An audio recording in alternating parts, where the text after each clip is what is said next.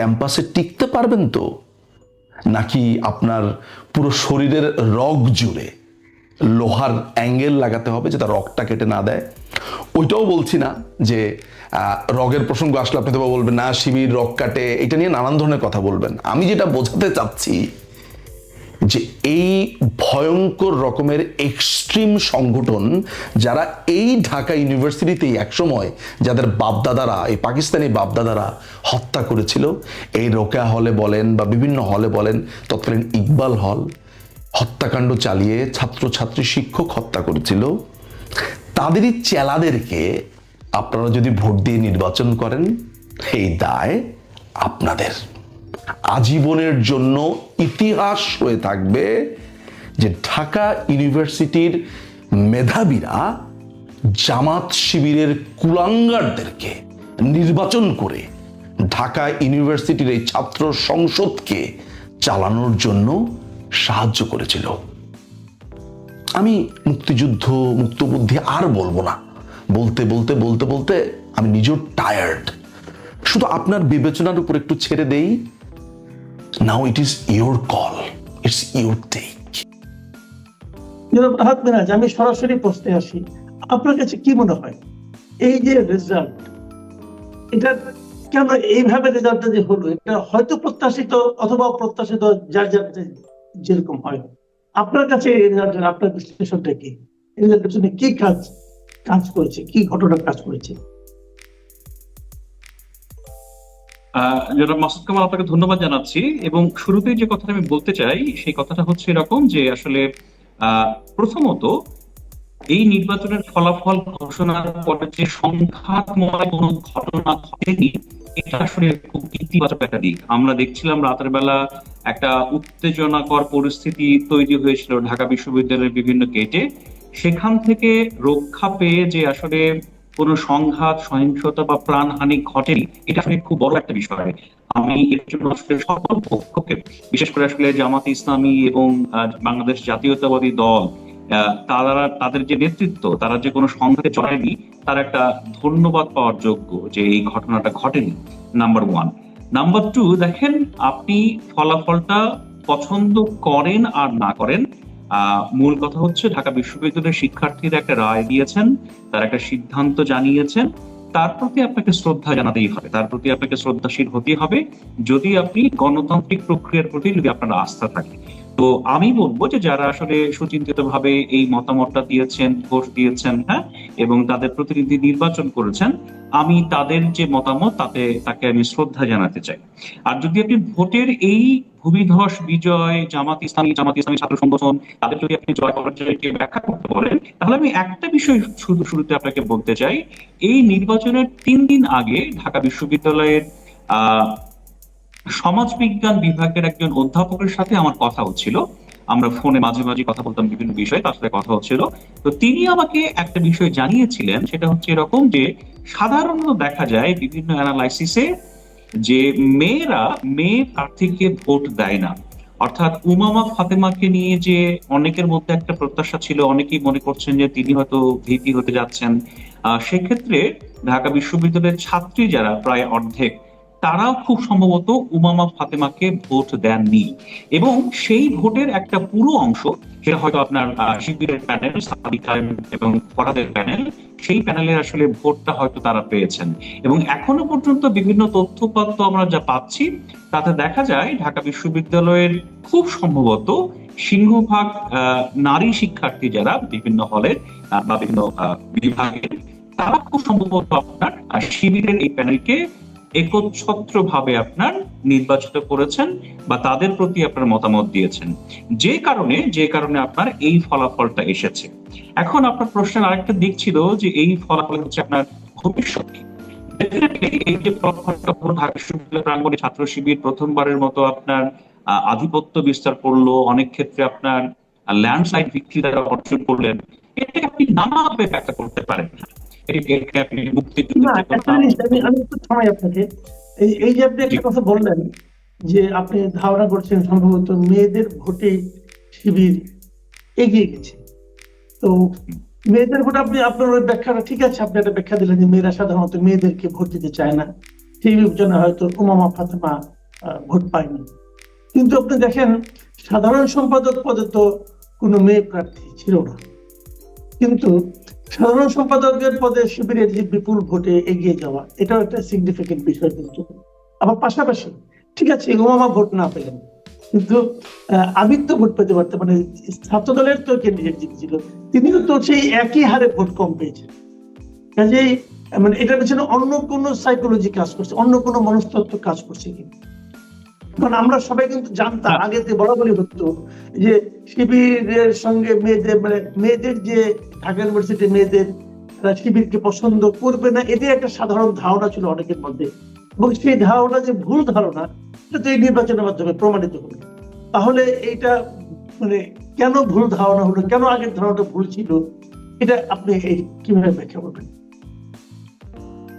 না দেখেন, একটা একটা ভোটের ফলাফল অ্যানালাইসিস বা ভোটে একজন ভোটার কাকে ভোট দেন, সেটা আসলে একটা বিষয় নয়, মাল্টিপল কজ, অর্থাৎ মাল্টিপল বিষয় আপনার কাজ করে। হ্যাঁ, কেউ যদি মনে করে শুধুমাত্র একটা বিষয়ের প্রেক্ষাপটে আমলে নিয়ে মানুষজন ভোট দেন, প্রতিনিধি নির্বাচন করেন, এটা মনে হয় ঠিক নয়। হ্যাঁ, আমি আরেকটা কারণের কথা আপনাদেরকে আমি বলি, যেটা আমার কাছে মনে হয় এটা সবার আসলে গুরুত্ব দিয়ে বিবেচনা করা দরকার।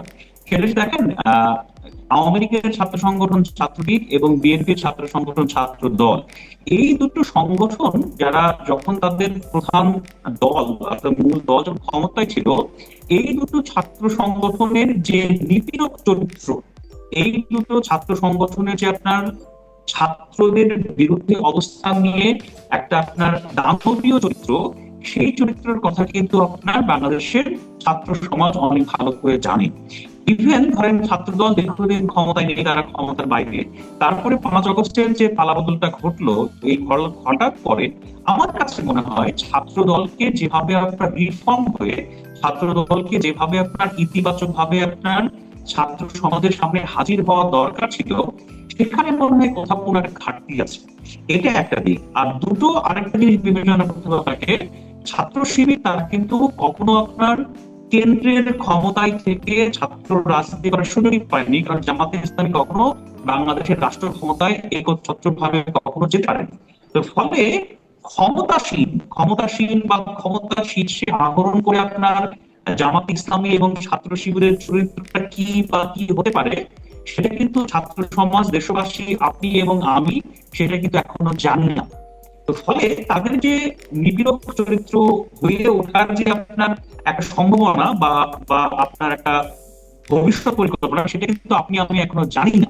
তো সেই কারণে আমার কাছে মনে হয়েছে তারা একটা এখানে প্রিভিলেজ পেয়েছে, এবং সেজন্য প্রার্থীরা যখন আপনার ভোটাররা যখন আপনার তাদের প্রার্থীকে বাছাই করেছেন বা ভোটের কথা চিন্তা করেছেন, সেটা আসলে শিবিরের জন্য একটা ইতিবাচক বিষয় হিসেবে কাজ করেছে বলে আমার ধারণা।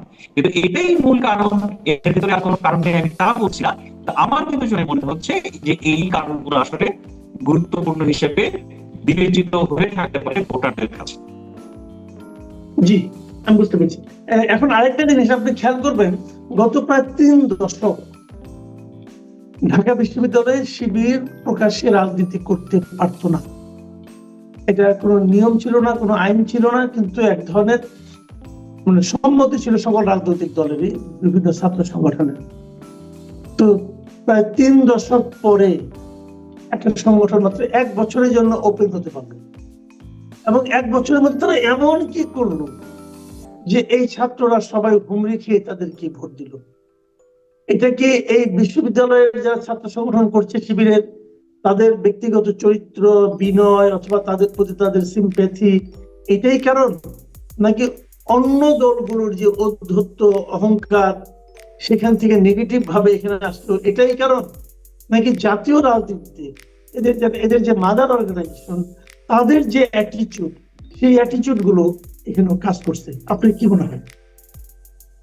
না, আপনি ঠিকই বলেছেন। দেখেন, আমার কাছে এখানে এখানে যে জিনিসটা গুরুত্বপূর্ণ বলে এখন আমি মনে করি, যে আমি আপনাকে বললাম, সেটা হচ্ছে ধরেন শিবিরের বিপরীতে অন্য যে দুই শক্তি, ছাত্র দল এবং ছাত্রলীগ, প্রধান দুই শক্তি, ইভেন বাম যে প্ল্যাটফর্মের কথা আপনি বলেন, তাদেরকে তাদেরকে আসলে আস্থায় নেওয়ার চাইতে এই শক্তি যারা যারা হয়তো দীর্ঘদিন ধরে নিপীড়নের শিকার হয়েছে, হ্যাঁ তারা আন্ডারগ্রাউন্ড রাজনীতি করেছে, আন্ডারগ্রাউন্ড রাজনীতি করতে গিয়ে তারা অনেক আচরণ করেছে যেটা গ্রহণযোগ্য নয়, কিন্তু তারা যে এতদিন নিপীড়নের শিকার হয়েছে এবং অন্য দুই চরিত্র তাদের চাইতে বেশি খারাপ বলে প্রমাণিত হয়েছে ছাত্রছাত্রীদের সামনে, হয়তোবা যে কারণে আমার মনে হয় যে তারা আসলে এই সুযোগটা পেয়েছে, এবং আমি বলবো যে অধিকতর একটা বেটার প্ল্যাটফর্ম হিসেবে আপনার ছাত্রছাত্রীদের ভোটারদেরকে আকৃষ্ট করতে পেরেছে বলে আমার ধারণা।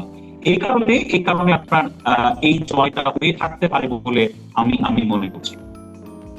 যে এখন আমার শেষ প্রশ্ন আজকে আলোচনা, যে এই নির্বাচনটা হলো ইসলামী ছাত্র শিবিরের যে ভূমিদল জয়, আমরা সবাই জানি ইসলামী ছাত্র শিবিরের মাদার অর্গানাইজেশন অথবা তাদের ভাতৃপ্রতিম যাই বলি না কেন, জামাতে ইসলামের তারা একটা সংগঠন। তো জামাতে ইসলাম জাতীয় রাজনীতি করছে এবং তারা এককভাবে এখন একসময় বিএনপির সঙ্গে ছিল, এখন বিএনপি থেকে সরে এসে তারা এককভাবে রাজনীতি করছে। এর মধ্যে সারা দেশে 1 বছরে ডক্টর ইউনূসের অন্তর্বর্তীকালীন সরকারের সময় সারা দেশে প্রত্যন্ত অঞ্চলে বিএনপির একটা ইমেজ তৈরি হয়েছে, নেগেটিভ হোক পজিটিভ হোক হয়েছে, জামাতেরও হয়েছে। তো আপনার কি মনে হয় যে এই ডাকসু নির্বাচনের যে রেজাল্ট, এটা জাতীয় নির্বাচনকে প্রভাবিত করতে পারে, জাতীয় রাজনীতিকে প্রভাবিত করতে পারে? না, দেখেন, ঢাকা বিশ্ববিদ্যালয় একটা খুবই স্পর্শকাতর প্রতিষ্ঠান। এই বিশ্ববিদ্যালয় যেমন বাংলাদেশের স্বাধীনতা সংগ্রামের নেতৃত্ব দিয়েছে, এর পরবর্তীতে বিভিন্ন ছাত্র আন্দোলন, বিভিন্ন গণঅভ্যুত্থানের ঢাকা ইউনিভার্সিটি একটা প্রাণ কেন্দ্র। ওকে, এখান থেকে অনেক কিছু ইনিশিয়েট হয়। সো ঢাকা বিশ্ববিদ্যালয় কেন্দ্রীয় ছাত্র সংসদের নির্বাচনের যে ফলাফল, সেই ফলাফলের যে গভীর প্রভাব থাকবে এবং সেই ফলাফল যে অনেক কিছুকে প্রভাবিত করবে, তাতে মনে হয় খুব একটা সন্ধিহান হওয়ার সুযোগ নেই। এটা অবশ্যই করবে, কিন্তু আবার এটাও একটা প্রয়োজন যে এটা কিন্তু ঢাকা বিশ্ববিদ্যালয়ের একটা ছাত্র সংসদের নির্বাচনের মাত্র 1 বছরের কমিটির জন্য একটা ফলাফল। হ্যাঁ, এটা যদি কেউ মনে করে যে এটাই সবকিছুকে নির্ধারণ করে দেবে, আমার কাছে মনে হয় সেটা আবার মানে অতি সরলীকরণ। আমার কাছে মনে হয় সেটা আপনার অতি আত্মবিশ্বাস জোগানোর মতো বিষয়। যেমন খুব সহজ কথা, রাষ্ট্রপতি দিতে গেছেন বলে কি আগামীতে আপনার জামাতে ইসলামী সরকার গঠন করতে যাচ্ছে? আমি এই ব্যাপারটাকে এত এত এত এত সহজ সরল মনে করি না। জাতীয় রাজনীতির ভোট, জাতীয় রাজনীতির সমীকরণ, সেগুলো অনেক বড় বিষয়। আর যখন আপনি একটা দেশের সরকার গঠনের কথা বলছেন, তখন আসলে ইন্টারন্যাশনাল অনেক প্লেয়ার থাকে, হ্যাঁ, ইন্টারন্যাশনাল অনেক গ্রুপ থাকে। তাদেরকেও যে আপনি একেবারে মুছে ফেলতে পারবেন, তাদেরকে আপনি যে একেবারে পাত্তা দেবেন না এবং এই রাষ্ট্র নির্বাচনকে সামনে রেখে আপনি সরকার গঠন করে ফেলবেন জাতীয় নির্বাচনে, আমি সরকার গঠনের কথা বলিনি। আমি বলতে চাচ্ছি যে এটা কি ওই জাতীয় রাজনীতিতে অথবা আগামী জাতীয় নির্বাচনে কোনো প্রভাব ফেলবে কিনা? না, আমি মনে করি বিজয়টা নয়, প্রভাব ফেলা মানে চূড়ান্ত বিজয়ের কথা বলছি না। আগে হয়তো মানে আপনার 10টা পেতেন, এখন কি 15টা পাবেন কিনা, মানে এটা কোন রকম প্রভাব ফেলবে কিনা, এটাই বলতে চাচ্ছি। না, আপনি যেটা বলেছেন সেটা আসলে আসনগত দিক থেকে, অর্থাৎ 10টার জায়গায় 15টা, 20টা বা 25টা আসনের দিকে আপনার পরিবর্তন হবে কিনা সেটা বলা মুশকিল। কিন্তু আসলে এই বিজয়ের ফলে জামাতে ইসলামের কর্মীরা, শিবিরের কর্মীরা যে নতুন করে অনুপ্রাণিত হবেন, তারা যে আসলে তারা আত্মবিশ্বাস পাবেন, তাতে তো কোনো সন্দেহ নেই, এটা তো ঘটবেই ডেফিনেটলি। কিন্তু আবার একটা জিনিস মনে রাখা প্রয়োজন, সেটা হচ্ছে আপনার যখন আপনার কেউ রাজনীতিতে এক স্টেপ এগিয়ে যায়, তখন কিন্তু তার প্রতিপক্ষরাও নানাভাবে নতুন করে আপনার নানা ধরনের কৌশল তৈরি করেন বা নানাভাবে কৌশলী হন। এখন ধরেন রাজনীতির মাঠে বর্তমানে আপনার একটা লিকুইড সিচুয়েশন বিরাজ করছে বাংলাদেশে। আসলে কেউ আসলে বলতে পারছে না যে আসলে রাজনীতির গতি প্রকৃতিটা কোন দিকে নির্ধারিত হবে। তো তারা যেমন আত্মবিশ্বাসী হয়ে নতুন করে পরিকল্পনা করে সামনে এগোতে পারবেন, এটা যেমন ঠিক, আবার তো এটাও ঠিক ধরেন মাঠে যারা আপনার জামাতে ইসলামের প্রতিপক্ষ যে সকল গ্রুপ আছে, বিএনপি তো প্রকাশ্য প্রতিপক্ষ, বাম রাজনীতিবিদরা আছেন, ইভেন আওয়ামী লীগও আছেন। আপনি যদি মনে করেন আওয়ামী লীগ একেবারে নেই, তা কিন্তু নয়। হ্যাঁ, তাদেরও তো ক্ষমতা, প্রভাব, ভোট অনেক কিছু আছে। তো তারাও তো নতুন করে আরেকটা সমীকরণ, নতুন করে কৌশল নিয়ে সামনে আসতে পারেন। তো সেই কৌশলটা জামাত কিভাবে আপনার মোকাবেলা করবে, সেই কৌশলের বিপরীতে জামাত আসলে আবার নতুন করে কি কৌশল আপনার নির্ধারণ করবে, হ্যাঁ, সেটাও কিন্তু আসলে দেখার বিষয় আছে। তো আমি বলবো যে ডেফিনেটলি এই জয়টা শিবির এবং জামাতের জন্য ইতিবাচক, কিন্তু সেটাই যে আসলে আসন বৃদ্ধি, ক্ষমতার কাছাকাছি যাওয়া, এগুলোকে পরিপূর্ণভাবে নির্ধারণ করবে, এতটা সরলীকরণ মনে হয় না, এতটা সরল করে আসলে বলা আমি যায়। আপনাকে একটা শেষ প্রশ্ন করি। আচ্ছা, আমি আপনাকে শেষে একটা প্রশ্ন করি, সেটা হলো এই যে ডাকসু নির্বাচনটা, আমি ডাকসু নির্বাচনে আজকে আলোচনায় সীমাবদ্ধ থাকছি। এই যে ডাকসু নির্বাচনটা, আমি যদি আপনাকে সোজা কথায় বলি যে এটা কি মানে শিবিরের সাফল্য, নাকি শিবিরের যারা প্রতিপক্ষ ছিল তাদের ব্যর্থতা, নাকি দুটোই? না, আবারও বলি মাসুদ কামাল, আমি আমি আমি এর আগেও আপনাকে বলেছি যে একটা নির্বাচনের ফলাফল কিন্তু একক কোনো কারণে হয় এটা বলা যাবে না। এখানে অনেক কিছুর আপনার সমন্বয় ঘটে, অনেক ধরনের চিন্তা বিবেচনা, অনেক কিছুকে মূল্যায়ন করার প্রেক্ষাপটে এটা ঘটে। তো ধরেন আমি আমি আপনাকে খুব ফ্র্যাঙ্কলি বলি যে ধরেন ছাত্র দল, ছাত্র লীগের যে হচ্ছে আপনার চরিত্র, ছাত্র দলের আপনার সেই চরিত্রটা ক্ষমতাসীন হয়ে এই দফায় আমরা এখনো দেখিনি, কিন্তু ছাত্র লীগের তার নিপীড়ক চরিত্র ছিল। কিন্তু আগেও আপনার ছাত্র দল যখন ক্ষমতাসীন ছিল তখনও তো তার একটা নিপীড়ক বা আপনার একটা একটা ধরনের চরিত্র ছিল, যে চরিত্রটা ছাত্র সমাজ পছন্দ করে না। তো এটা তো ডেফিনেটলি একটা বিবেচ্য বিষয়। আবার শিবিরের যে সকল কৌশল, শিবিরের যে সকল আপনার প্রক্রিয়া, সেটা আসলে ভেতরে ভেতরে কতটুকু আপনার ভূমিকা রেখেছে সেটা আমার পক্ষে এখনই পরিষ্কার করে বলা আসলে সম্ভবপর নয়। এটা নানা বিষয় বিবেচনার দরকার আছে, নানা বিষয়কে পরীক্ষা করার দরকার আছে, হ্যাঁ, এবং নানা বিষয়কে আমলে নেওয়ার দরকার আছে। তারপরে আমার ধারণা হয়তো 2-3 মাস পরে বা আরো একটু বেশি সময় পরে আপনি হয়তো যথাযথভাবে বলতে পারবেন যে এই ভোটের ক্ষেত্রে আসলে নিয়ামকের ভূমিকা কোনগুলো ছিল। এটা এই মুহূর্তে বলা একটু কঠিন বলে আমি মনে করি। সম্মানিত দর্শক, ঢাকা বিশ্ববিদ্যালয় কেন্দ্রীয় ছাত্র সংসদ নির্বাচনে জামায়াত ইসলামের যে ছাত্র সংগঠন ইসলামী ছাত্র শিবির, তাদের যে বিজয়, এটি রীতিমতো ভূমিধস বিজয়। যারা জামাত এবং শিবির সম্পর্কে জানেন কিংবা ঢাকা বিশ্ববিদ্যালয়ে তাদের যে কর্মকাণ্ড, এগুলো সম্পর্কে যারা ওয়াকিবহাল ছিলেন, তারা সবাই জানতেন যে ফলাফল এমনটি হবে। অনেকে বলেছেন, অনেকে বলেননি।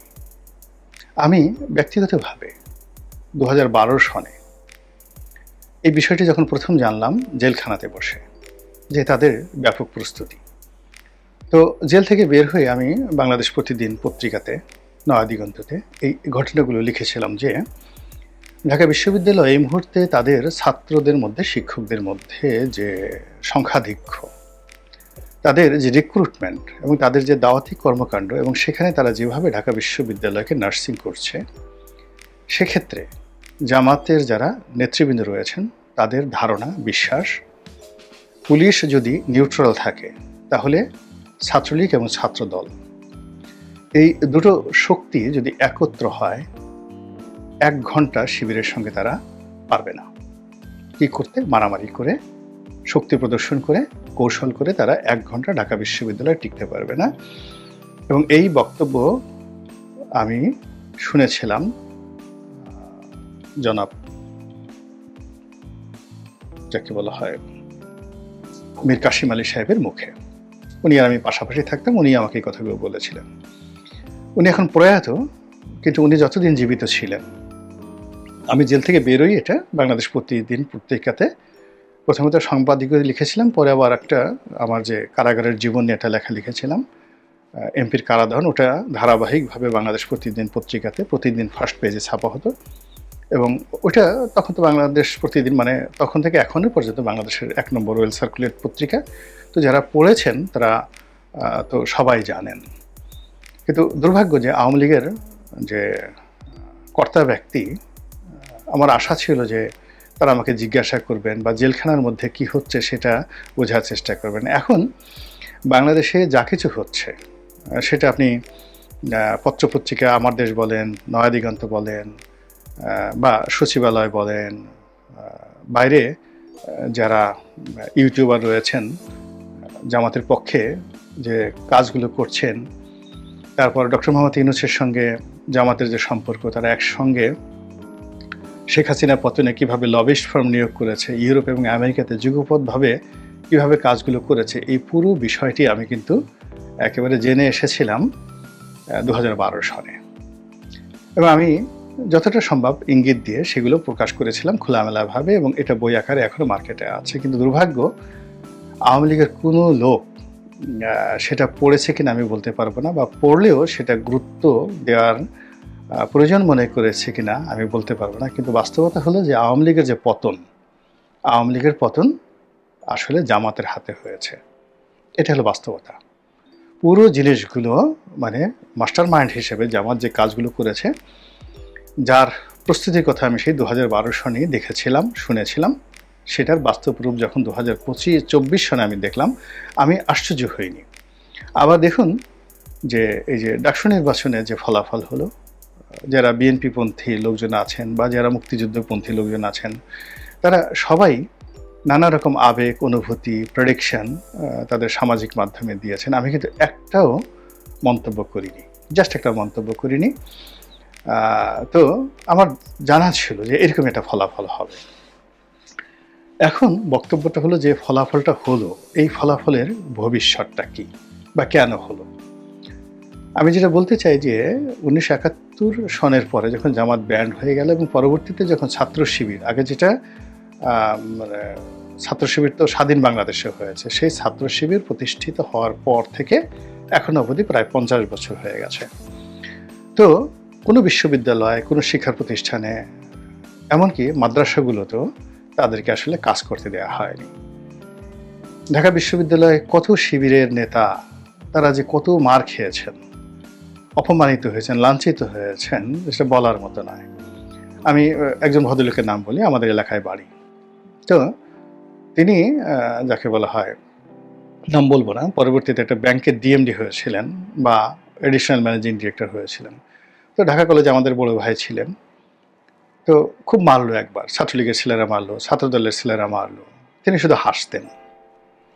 এরপরে তিনি আবার ইউনিভার্সিটি এসে কতবার মার খেলেন, একবার ইলেকশনও করলেন, কিন্তু কোনোদিন জোরে একটা কথা বলেননি, কারোর বিরুদ্ধে অভিযোগ করেননি, শুধু মার খেয়েছেন আর শিবির করেছেন, পরে জামাত করেছেন এবং ওটা করেই একটা ব্যাংকের এডিশনাল ম্যানেজিং ডিরেক্টর হিসেবে রিটায়ার্ড করেছেন।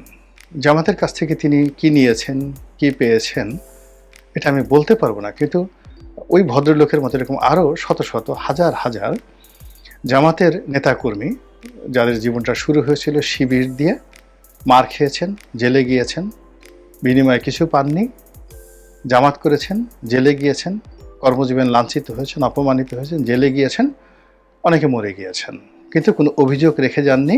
কিন্তু তার ছেলে সন্তানদেরকে আবার শিবিরে ভর্তি করিয়ে গেছেন যে তোমরা আমার মরার পরে শিবিরে যেও এবং জামাতে যেও। তো এই যে 50 বছরের যে একটা ধারাবাহিকতা, এই ধারাবাহিকতাটা জামাত এবং শিবির পথে প্রান্তরে, মাঠে ঘাটে, সব জায়গাতে তারা এটা বজায় রেখেছে।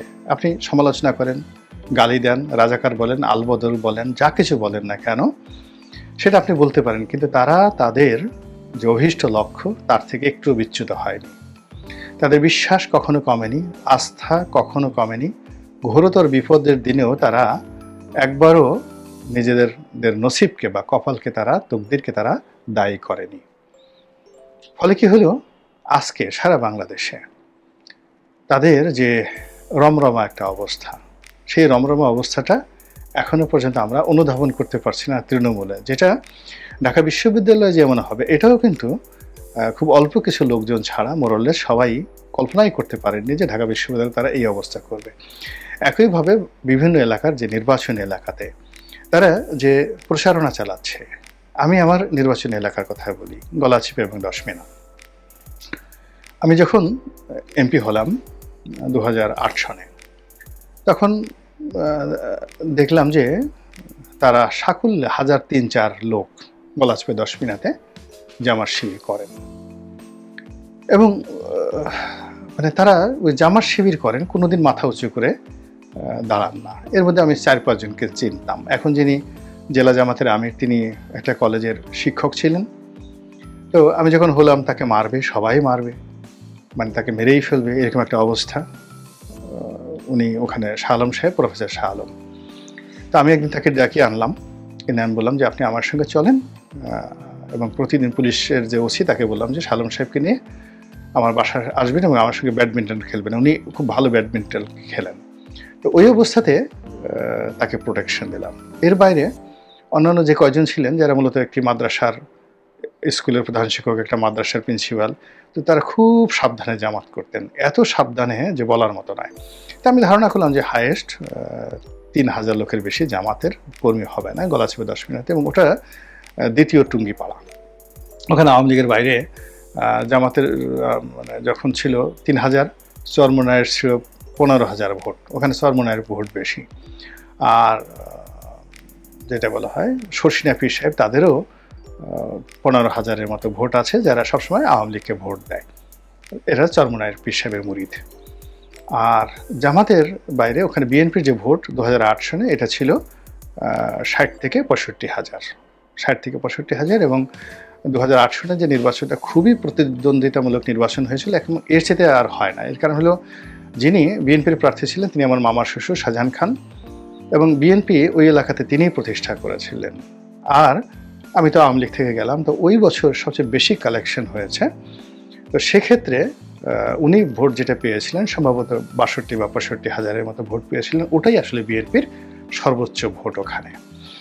আর আমি যেটা পেয়েছিলাম সেটা হলো 1,25,000 বা 22,000-এর মতো ভোট।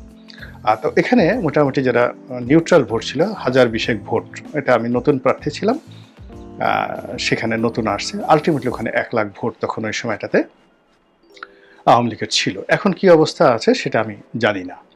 তা আমি 2018 সনে যখন বিএনপির মনোনয়ন নিয়ে গেলাম, তখন সঙ্গত কারণেই জামাতের যারা লোকজন তারা সবাই এলেন, এবং তারা নিজেরাই তখন বললেন যে তাদের এখন 15 থেকে 20,000 ভোট গলাচিপা 10 মিনিটে আছে।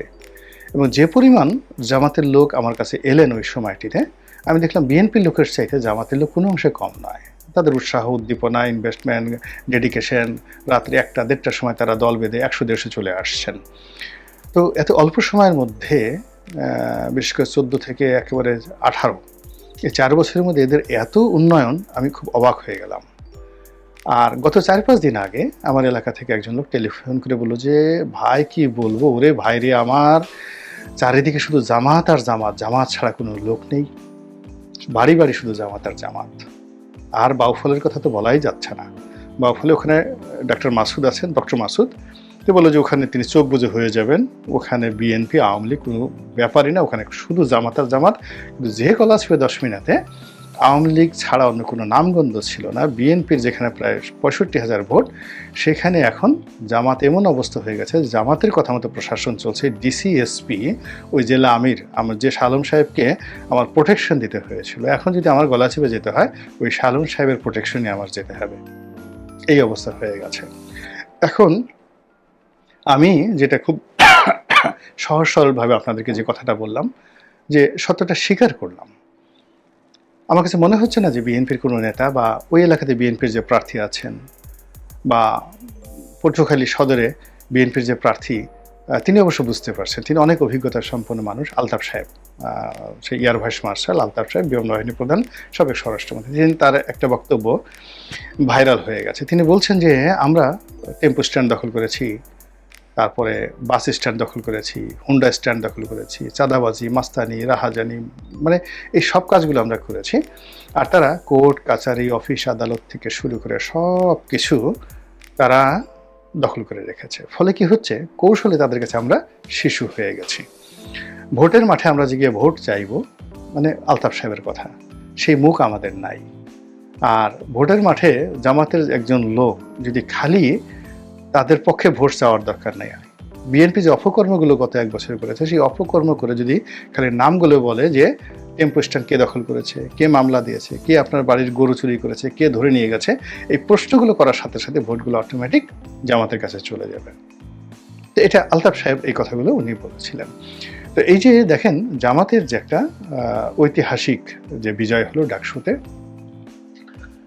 এটা বাড়তে থাকবে, এটা বাড়তে থাকবে। পরবর্তী যে ডাকসু নির্বাচনগুলো হচ্ছে, পরবর্তী যে সংসদ নির্বাচনগুলো হচ্ছে, সেটা জগন্নাথে হবে, তারপর রাজশাহীতে হবে, জাহাঙ্গীরনগরে হবে, এবং সেখানে দেখবেন যে কি পরিমাণ তাদের যে বিজয় হয়। এরপরে যেটা হবে সেটা হলো যে যদি স্থানীয় সরকার নির্বাচন হয়, ঢাকা সিটি কর্পোরেশন নির্বাচন হয়, তারপর কুমিল্লা হয়, সিলেট হয়, চিটাগং হয়, রাজশাহী হয়, বরিশাল হয়, সেখানে জামাত এবং চরমোনাই তারা যদি সম্মিলিতভাবে প্রার্থী দেয়, আপনি চিন্তা করেন যে 2014 সালে সাইদ খোকন যখন হলেন তখন তৃতীয় ভোট পেয়েছিলেন কিন্তু চরমোনাই পীর সাহেবের, এবং তারা প্রায় 90,000 ভোট ঢাকা দক্ষিণ সিটি কর্পোরেশনে তারা পেয়েছিলেন। তো জামাত যদি 2 লাখ ভোট থাকে এবং এটা এখন যদি বেড়ে 3 লাখ হয় ঢাকা দক্ষিণ সিটি কর্পোরেশনে, চরমোনাইয়ের ভোট যদি 1.5 লাখ হয়, 4.5 লাখ ভোট এখানে। আর এই সময়টাতে মাশাআল্লাহ বিএনপি যে কর্মকাণ্ড করেছে, তাদের ভোট যদি লাখখানিক কমে যায়, জেনুইন ভোট হয় লাখখানিক কমে যায়, দেখেন তো কারা জিতে। উত্তরে চিন্তা করেন তাবিতাওয়াল, দক্ষিণে এশরাক। এখন এশরাক তাবিতাওয়াল তাদেরকে তো নতুন করে পরিচয় করায় দেওয়ার দরকার নেই, এভরিবডি নোজ। কিন্তু জামাত এমন একজন প্রার্থী দিল, ধরুন তারা একজন বিশ্ববিদ্যালয়ের শিক্ষককে দিল, বা বাইরে থেকে একজন লোককে যার খুব ইমেজ রয়েছে, খুব ভালো ইমেজ রয়েছে, পজিটিভ ইমেজ রয়েছে, তাকে এনে জামাতের প্রার্থী করা হলো। এই যে ঢাকা বিশ্ববিদ্যালয়ের ভাইস চ্যান্সেলর কোত্থেকে এনে তারা নিয়োগ দিল, আমি কি টের পেয়েছি? তারা এই ক্যাবিনেট সচিব, এখন সবাই বলতেছেন তিনি জামাতের লোক, ক্যাবিনেট সচিবকে তারা যে নিয়োগ দিয়েছে, আমি কি একটা শব্দ করার সুযোগ পেয়েছি? পাইনি। তো এইভাবে দক্ষিণ সিটি কর্পোরেশনে দেখা গেল যে এমন একজন প্রার্থীকে দিল, এরশাকের পাশে তাকে দাঁড় করাইলেই মনে হবে যে না, এই লোকটা ভালো, এরশাকের চেয়ে ভালো, এরশাকের চেয়ে শিক্ষিত, এই লোকের দ্বারা সিটি কর্পোরেশনের উপকার হবে। তারপর তো জামাতের মজমা, জামাতের মিটিং টিটিং যা কিছু আছে, এগুলো যদি চলতে থাকে, একেবারে ঢাকা বিশ্ববিদ্যালয়ের চাইতেও 10 গুণ ভালো ফলাফল করবে এই ঢাকা সিটি কর্পোরেশন নির্বাচনে। এবং ডক্টর মোহাম্মদ ইউনূসকে দিয়ে তারা এই কাজগুলো না করিয়ে তারা জাতীয় নির্বাচনে যাবে বলে আমার কাছে মনে হচ্ছে না। আবার যদি ইউনিয়ন নির্বাচন হয়, সেখানেও কিন্তু তারা একই অবস্থায় করবে। তো কাজে এই যে ঢাকা বিশ্ববিদ্যালয়ে তাদের যে সফলতা, ডাকসু নির্বাচনে যে ভূমিধস বিজয়, এটা এখানে থামবে না। এই গন্তব্য স্থানীয় নির্বাচন এবং জাতীয় নির্বাচনে বিরাট এবং ব্যাপক ভূমিকা রাখবে।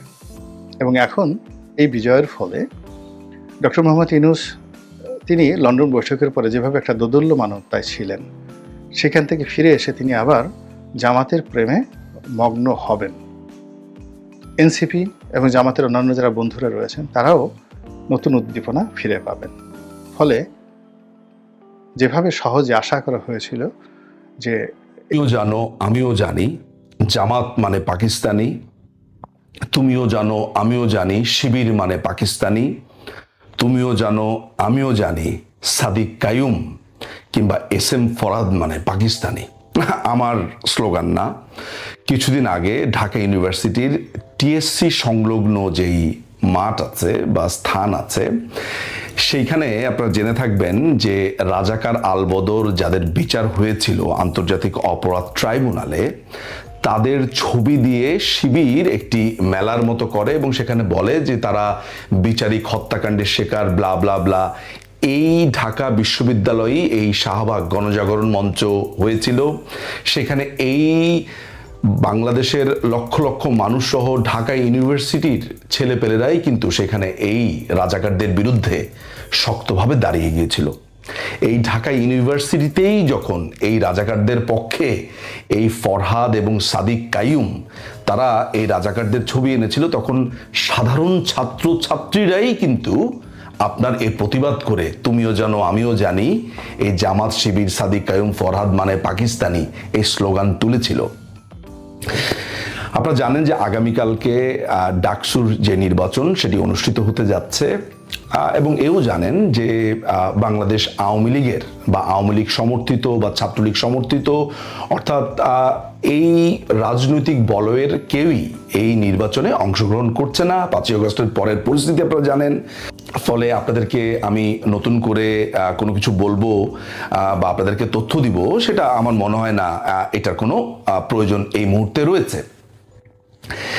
আমি সত্যি কথা বলতে যে এখানে কারা দাঁড়িয়েছে, কার কি ট্র্যাক রেকর্ড, কোন কোন সংগঠনের কারা কোন পদপ্রার্থী, সত্যি কথা বলতে আমি কমপ্লিটলি এটাকে ইগনোর করেছি এবং এক ধরনের অনীহা আমার কাজ করেছিল।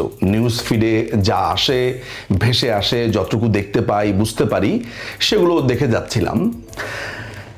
ঢাকা ইউনিভার্সিটির ছাত্রছাত্রীদের উদ্দেশ্যে আমার কয়েকটা কথা বলার আছে। নেওয়া, বিবেচনা করা এবং না করা সেটা সম্পূর্ণ তাদের ব্যাপার। বাংলাদেশ আওয়ামী লীগের রাজনীতি, বাংলাদেশ আওয়ামী লীগ, তার সংগঠন বা তার সহযোগী সংগঠন একটি বিষয়।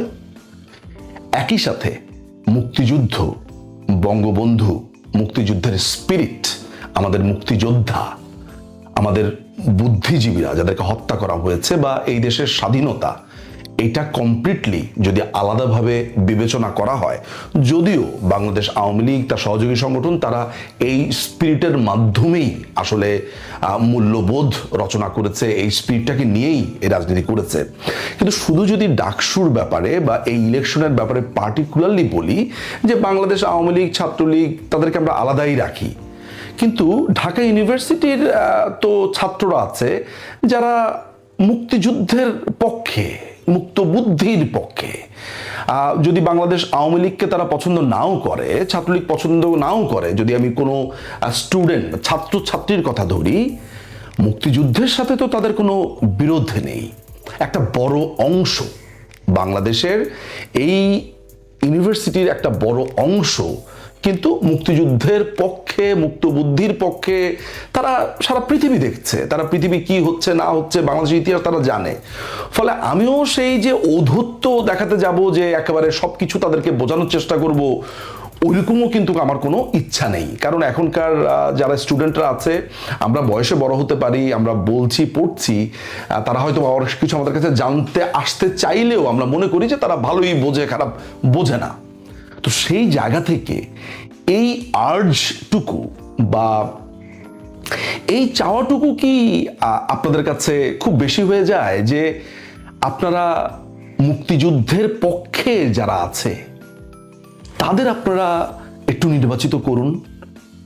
আমরা সবসময় বলি যে বাংলাদেশের মুক্তিযুদ্ধটা, বাংলাদেশের এই যে যোদ্ধাদের এই 30 লক্ষ প্রাণের আত্মত্যাগ, 2 লক্ষ নারী বা তারও বেশি নারীদের যে আত্মত্যাগ, শরণার্থী, সেগুলো সবকিছু আপনারা বলেন যে হ্যাঁ বাংলাদেশ আওয়ামী লীগ এটা নিয়ে ব্যবসা করে, এইটা এই করে সেই করে, তারা মুক্তিযুদ্ধ নিয়ে ব্যবসা করে।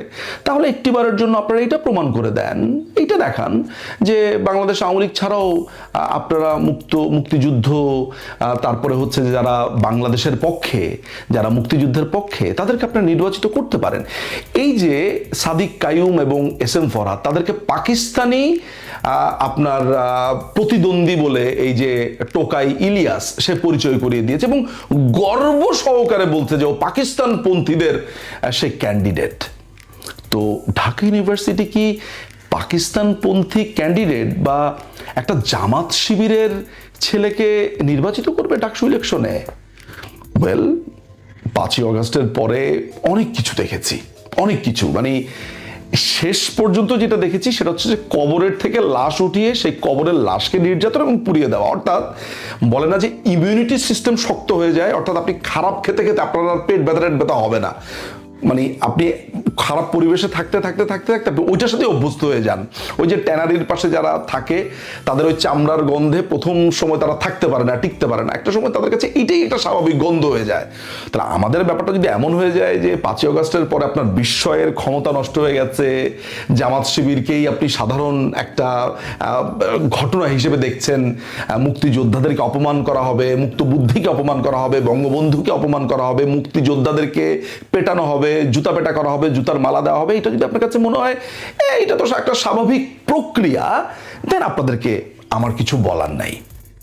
আমি সুনির্দিষ্টভাবে বলবো না যে অমুককে জিএস পদে ভোট দেন, অমুককে সাধারণ সম্পাদক পদে ভোট দেন, আমি সেই সব প্রশ্ন আমি বলবো না।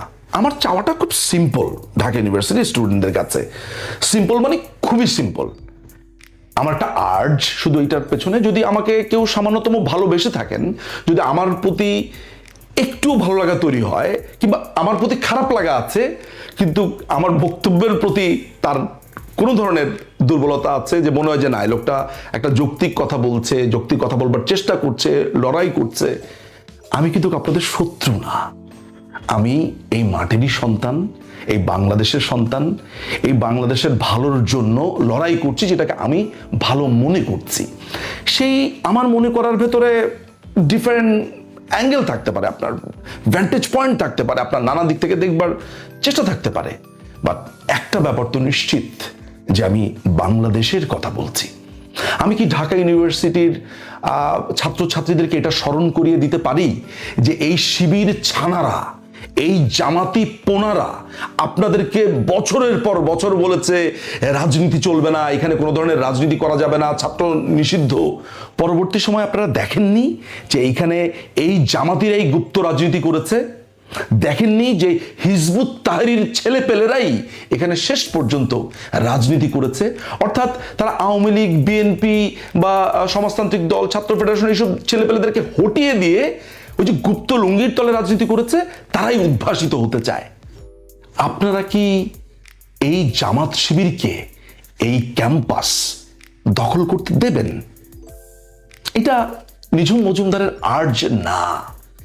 আমি এর আগেও বলেছি, 5ই অগস্টের আগে, যে আপনারা যে কি করতে যাচ্ছেন ভাইয়েরা বোনেরা, আপনারা জানেন না, পস্তাবেন।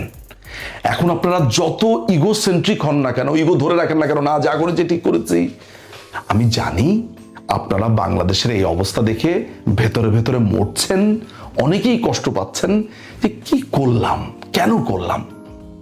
ঢাকা ইউনিভার্সিটি যদি জামাতে ইসলামী দখল করতে পারে, শিবির দখল করতে পারে, ইতিমধ্যে আপনাদের যে উপাচার্য, ও হচ্ছে একটা আস্ত শিবির। একসময় সে হিজবুত তাহরিরি করতে, হিজবুত তাহরির শিবির এগুলোর মধ্যে কোনো পার্থক্য নেই, ডিফারেন্ট মোড়কে ডিফারেন্ট নামে এরা অপারেট করছে। আপনারা তো বাংলাদেশের বলা হয়ে থাকে সর্বোচ্চ বিদ্যাপীঠ ঢাকা ইউনিভার্সিটি। আমার দ্বিমত, অমত, সমত অনেকের এটা থাকতে পারে, অনেকে বলবে না অমুক ইউনিভার্সিটি তমুক ইউনিভার্সিটি, সবকিছু ছাপিয়ে সর্বজনভাবে একটা ধারণা তো আছে যে ঢাকা ইউনিভার্সিটি বাংলাদেশের সর্বোচ্চ এবং শ্রেষ্ঠ বিদ্যাপীঠ।